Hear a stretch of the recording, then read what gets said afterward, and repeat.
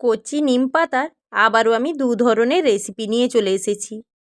কচি নিম পাতা বড়ি দিয়ে ভাজা আর সজনে ডাঁটা আলু বেগুন দিয়ে ভাজা। এই দুটো রেসিপি তৈরির জন্য সবার প্রথমে গ্যাস অন করে আমি একটা কড়াই বসিয়ে দিলাম। কড়াইতে দিয়ে দিলাম অল্প পরিমাণ জল, তার মধ্যে দিয়ে দেব হলুদ গুঁড়ো আর লবণ। এবার আমি এর মধ্যে দিয়ে দেব সজনে ডাঁটা। সজনে ডাঁটাটা খুব ভালো করে ছাড়িয়ে কেটে নিয়েছি। অল্প নাড়াচাড়া করে নিয়ে ঢাকা দিয়ে দেব। ঢাকা দিয়ে সেদ্ধ করলে খুব তাড়াতাড়ি সেদ্ধ হয়ে যায়।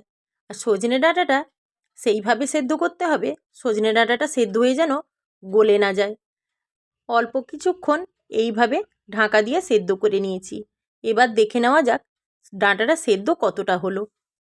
ডাঁটাটা এইভাবে ঠিক সেদ্ধ হবে। খুব বেশি সেদ্ধ হয়ে গলে গেলে ভাজার সময় ডাঁটাটা খুলে যায় আর একদম ঘেঁটে পুরো সবজির সঙ্গে মিশে যাবে। সেই জন্য ঠিক এইভাবে সেদ্ধ হলে এটাকে ছেঁকে জল থেকে তুলে নেব। ডাঁটা তুলে নেওয়ার পরে এবার আমি কড়াইয়ের মধ্যে দিয়ে দেব কচি নিম পাতা।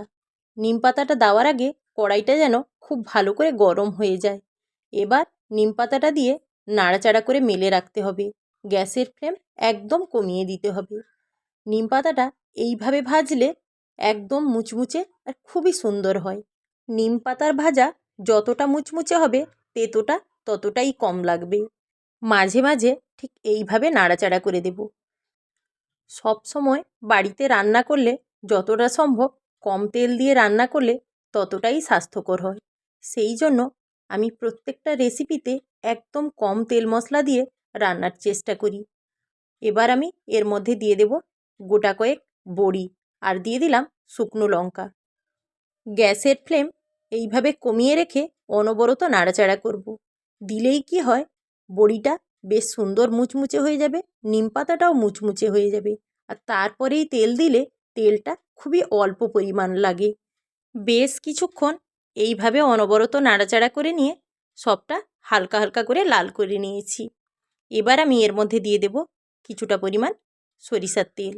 তেলটা দেওয়ার পর আবারও ঠিক এইভাবে নাড়াচাড়া করব। বড়িটা এক পাশে সরিয়ে দিয়ে এবার নিম পাতার মধ্যে দিয়ে দিলাম অল্প পরিমাণ লবণ। বড়ির মধ্যে যেটুকু তেল দিয়েছি সেই তেলেই নিম পাতাটাও খুব সুন্দর করে ভাজা হয়ে যাবে।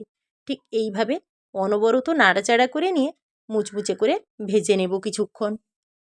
নিম পাতা আর বড়ি বেশ কিছুক্ষণ ধরে এইভাবে নাড়াচাড়া করে নিয়ে সুন্দর করে ভেজে নিয়েছি। দেখেই মনে হচ্ছে খুব মুচমুচে হয়েছে আর সুন্দরভাবে ভাজা হয়ে গেছে। এবার আমি এটাকে ঢেলে নেব। কড়াইয়ের মধ্যে শুকনো লঙ্কা ভাজা কয়েকটা রেখে দিয়েছি। এবার তার মধ্যে দিয়ে দিলাম অল্প পরিমাণ সরিষার তেল, আর তেল গরম হয়ে গেলে দিয়ে দিলাম 5 ফোড়ন। অল্প নাড়াচাড়া করে নিয়ে লবণ হলুদ মেখে রাখা এবার আলু আর বেগুনটাকে দিয়ে দেব। বেগুনটা লম্বা করে কেটেছি আর আলুটাকে এইভাবে পাতলা পাতলা করে কেটেছি। দিলেই দুটো একই সঙ্গে সেদ্ধ হয়ে যাবে খুব সুন্দর করে। আলু আর বেগুনটাকে ঠিক এইভাবে নাড়াচাড়া করে নিয়ে একটা ঢাকনা দিয়ে দিলাম। অল্প কিছুক্ষণ এইভাবে ঢাকা দেওয়ার পর আবারও ঢাকনা খুলে আমি মাঝে মাঝে নাড়াচাড়া করে দেব। দিলেই ভাজাটা খুব সুন্দর করে হবে। এইভাবে আঁচ কমিয়ে ভাজলে সবটা খুব সুন্দর করেই ভাজা হবে আর সেদ্ধটাও খুব সুন্দর করেই হয়ে যায়। এইভাবে মাঝে মাঝে নাড়াচাড়া করতে করতে ভাজাটা খুব সুন্দর করে হয়ে গেছে। বেশ সুন্দরভাবে ভাজা হয়ে গেছে দেখেই মনে হচ্ছে। এবার আমি এর মধ্যে দিয়ে দেব সেদ্ধ করে রাখা সজনে ডাঁটা।